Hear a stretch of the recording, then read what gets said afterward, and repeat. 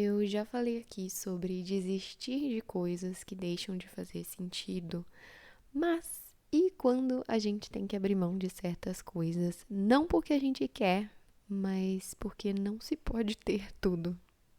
Oi, meu nome é Júlia, esse é o podcast Por Onde Andam as Flores e hoje a gente vai falar sobre querer fazer tudo e ter que fazer escolhas, porque no fim das contas não se pode ter tudo.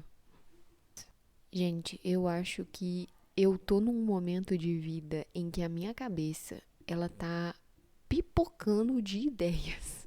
Assim, das mais simples até as mais complexas, né?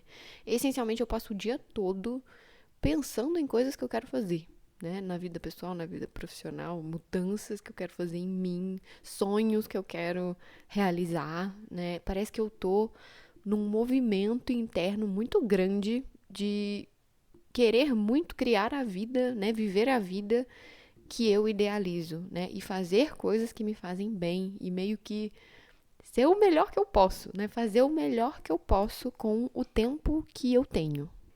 E sim, isso é maravilhoso, né, mas também tem um lado um pouco complicado, né, talvez mais de um lado, na verdade, mas vamos começar do começo.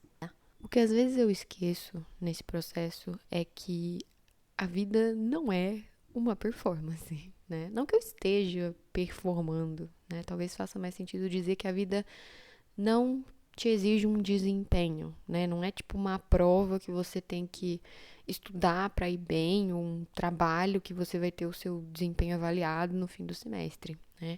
E às vezes eu me vejo me colocando um pouco nessa posição, né? Quase que de receber nota 10 pela vida que eu tô vivendo e pelas coisas que eu tô fazendo. Só que, obviamente, quem faz essa avaliação sou eu mesma, né? E eu fico mesmo avaliando se eu tô vivendo bem o suficiente.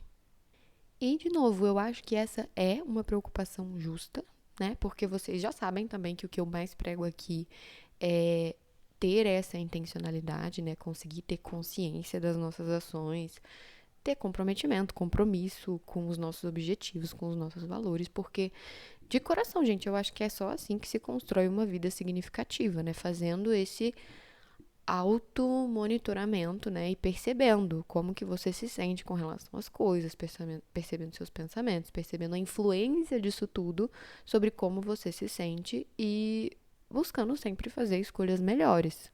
Só que, com o risco aqui de ser um pouco contraditória, né? E até de cair ali no clichê de psicóloga que sempre responde depende, eu também acho que a gente tem que se permitir errar, né? E errar aqui, eu acho que eu quero dizer que a gente tem que dar espaço para essa vivência imperfeita, sabe? Para essa vivência humana que envolve nem sempre saber o que fazer, ou melhor, né? Envolve nem sempre fazer o que você sabe que deveria fazer, porque isso é humano também. E, sinceramente, gente, é muito nisso que a gente vai descobrindo também o que a gente quer e o que a gente não quer. Então, eu, por exemplo, só fui descobrindo o que eu buscava em um relacionamento depois de errar umas 1000 vezes, né? Eu só comecei a entender o que eu valorizo e busco no meu trabalho depois de quase ter um burnout, enfim. Então, eu acho que a gente tem que se dar espaço para não desempenhar o tempo todo, né? Para se permitir errar.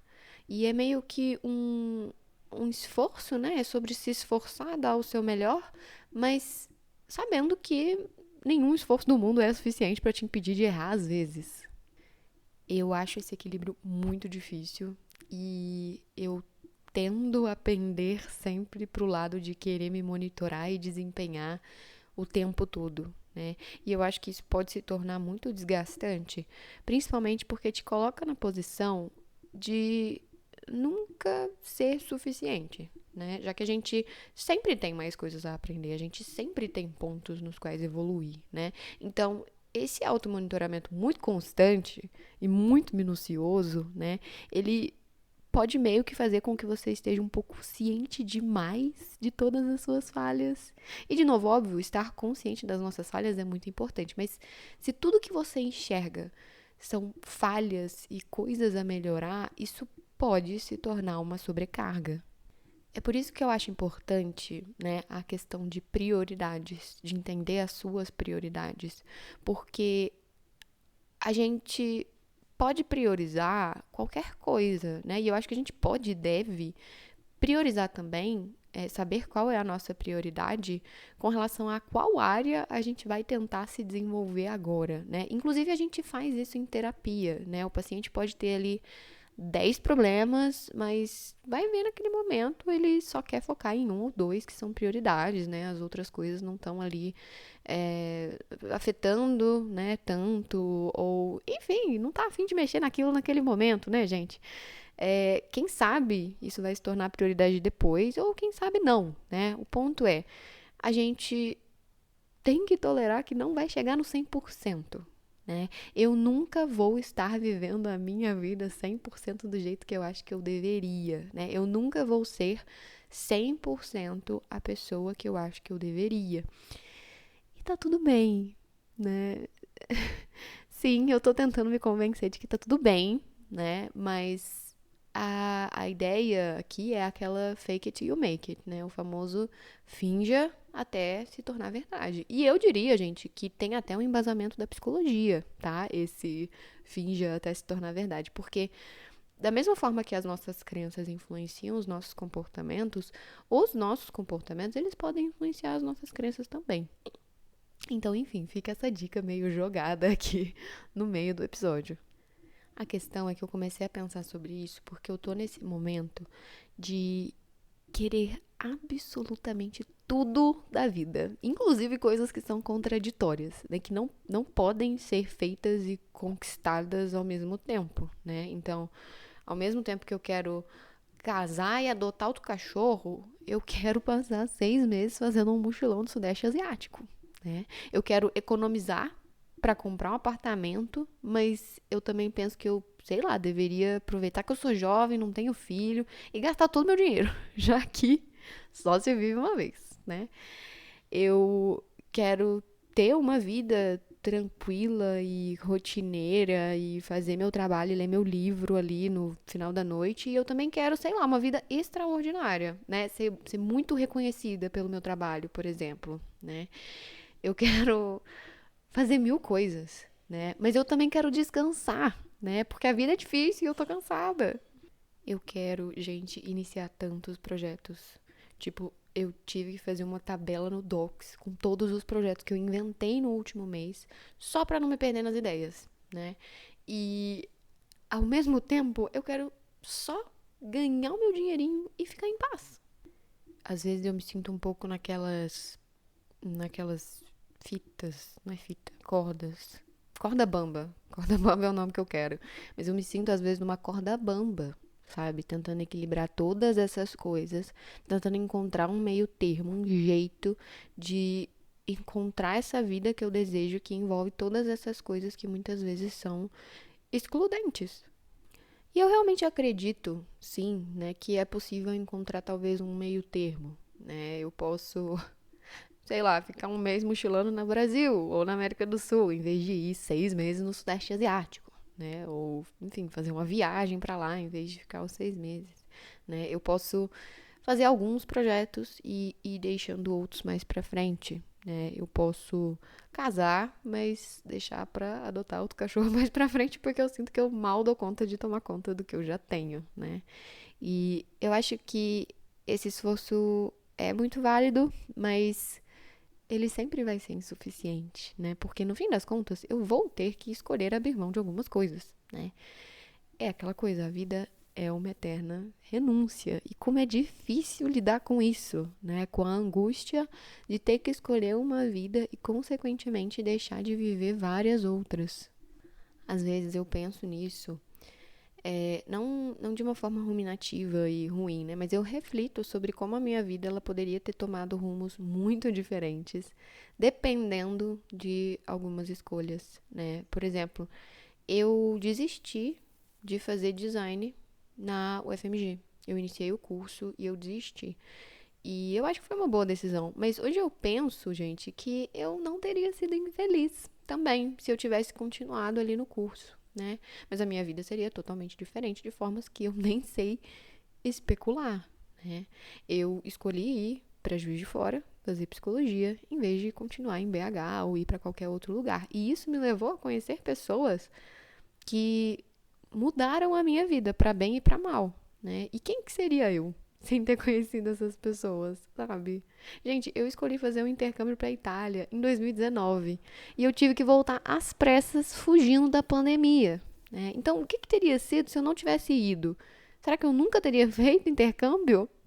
Enfim, gente, eu acho que a gente sempre quer acertar, né? E isso às vezes nos torna indecisos e angustiados, né? Mas uma coisa que eu descobri olhando para trás, né, e para a vida que eu tenho hoje, é que, como eu já falei várias vezes aqui, não existe um caminho certo, porque a gente se adapta, né?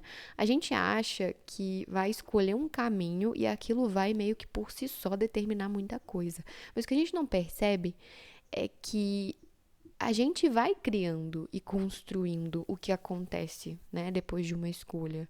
Então, na verdade, são mini escolhas diárias que a gente faz que vão criando o nosso hoje.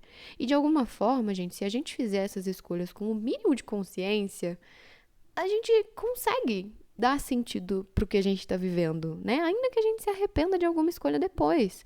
Porque no fim das contas, a gente só vai viver uma de todas as possibilidades. Então a gente nunca vai saber realmente o que seria. A gente só sabe o que é, né? Isso se torna a nossa realidade.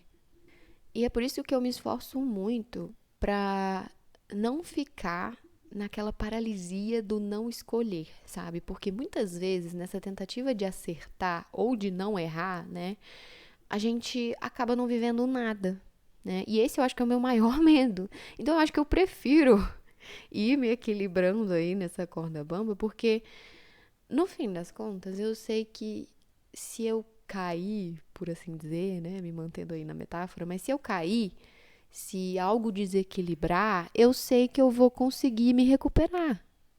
Eu sei que eu vou conseguir criar o meu próprio caminho, o meu novo caminho. Eu acho que é duro porque isso também é uma contradição, né? É tipo, que bom que sou eu que construo a minha vida, porque assim eu posso construir do meu jeitinho, mas ao mesmo tempo, meu Deus, sou eu que construo a minha vida, eu tenho que prestar atenção e dar o meu melhor. E é claro que tem um aspecto muito relevante aqui, né, gente?